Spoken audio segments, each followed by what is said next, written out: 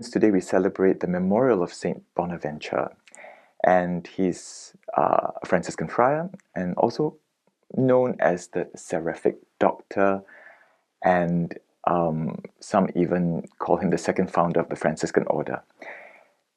And there is one very interesting episode that I'd like to share with you. You know that Saint Bonaventure was actually made a cardinal, and he turned down the cardinalate twice. And in 1273, the papal messengers came with the red hat to confer him this cardinalate. But where was St. Bonaventure? Yes, he was in the friary, but which part of the friary? He was actually in the kitchen washing dishes. And it is said when the news of the papal messengers came, he just said, okay, let me finish washing the dishes first. You can leave the cardinal's hat and hang it on a tree. I will look to it later. And I think that shows the humility of St. Bonaventure. Already then, a very great teacher, already the general minister of the order. He was general minister, meaning that he was the friar looking after all the friars around the world since 1257, and this was 1273, and yet he was still doing dishes. That he was just such a humble man, even though he has got his degree from the University of Paris, he was a general minister, but he still wants to work with his hands, to do lowly chores with his brothers. And today's gospel, we hear that anyone who humbles himself will be exalted, and our Lord gave us this beautiful key to our spiritual lives, to unlock the many blockages inside. And the key to blocking it is humility. And it is no wonder that St. Francis, who inspired St. Bonaventure, called his order the Order of Friars Minor, OFM. M stands for minor, which means lesser, which means that we're always called to be humble, lowly, simple, and poor. And that's the key to greater learning, greater love. And St. Bonaventure, I think inspired by, we can say today's gospel, where he says, you must call no one rabbi because you have only one master. And who's this master? God. And when you can serve this master, who loves all people, then you must also love and serve the people whom the master loves, which is everyone. And to do that, we must have humility in our hearts. And you must not call anyone father, since you have only one father. And he's in heaven. And there's a way to get there. And Christ is the teacher that's going to lead us there.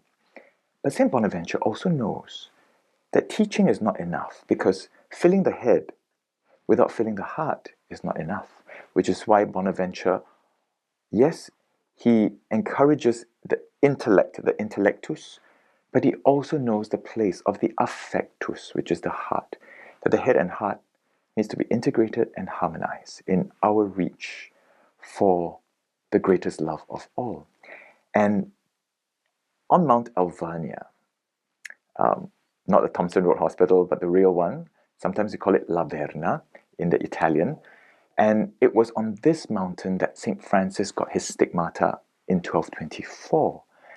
And St. Bonaventure was always, I think obsessed is a bit strong, but he's always thinking like, what happened on that mountain? How come Francis got the stigmata, the same wounds as our crucified Lord?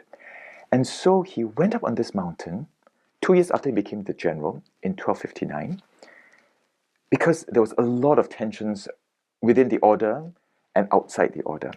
And he was panting for peace, he says. So he went up to Mount Alvernia panting for peace, because there was no peace in his heart. And I think this, like many of us in the world today, we are so clouded out by so many noises and demands that we have no peace in our hearts. And we cannot look for our own Mount Alvernias as well. And he did a retreat on Mount Alvernia, hoping to capture something that St. Francis experienced on that mountain. And we think that St. Bonaventure did get this experience because at the end of this retreat, he wrote his most famous work in the Latin. It's called the Itinerarium Mentis in Deum, which is the itinerary or the journey of the mentis, which is where we get the word mental, but it's not just the mind, but the highest faculty of the mind, which is the soul. So it's the journey of the soul in Deum, which means into God. So what Bonaventure is saying that our soul is on a journey, but where? Into God. That we have the capacity for God. He calls it the capax Dei, capacity for God, to be able to allow God to come within, and then for us to reach God. And in the 7th chapter, which is the final chapter, which is to emulate the 7 days of creation, in the 7th chapter, which is about the Sabbath rest, he talks about putting our mind at rest.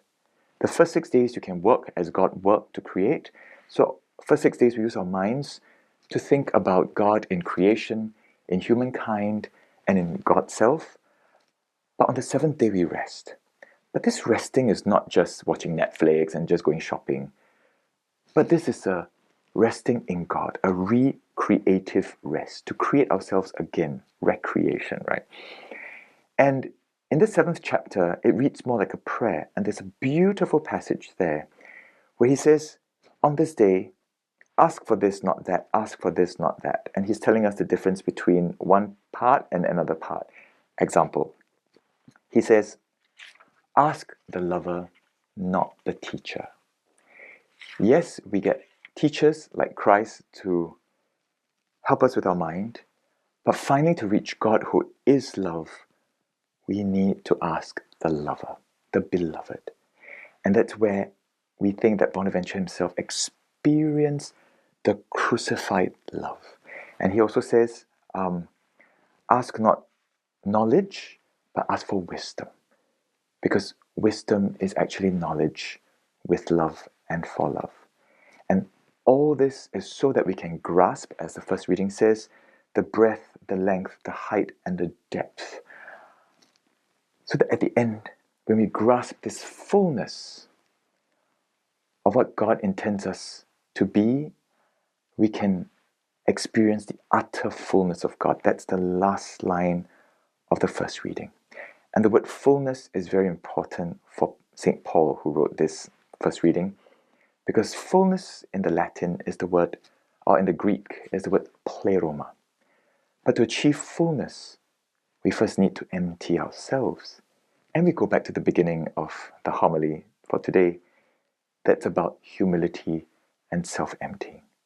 So once we're able to walk this journey of self-emptying, then God can put His own love, His grace, His fullness within us so that we don't have to wait to experience, we don't have to wait until we reach heaven to experience the fullness of God. Right here, right now, God already gives us the possibility, the capax Dei, the capacity for God's self and to bring this love to others as well. Have a happy feast of St. Bonaventure.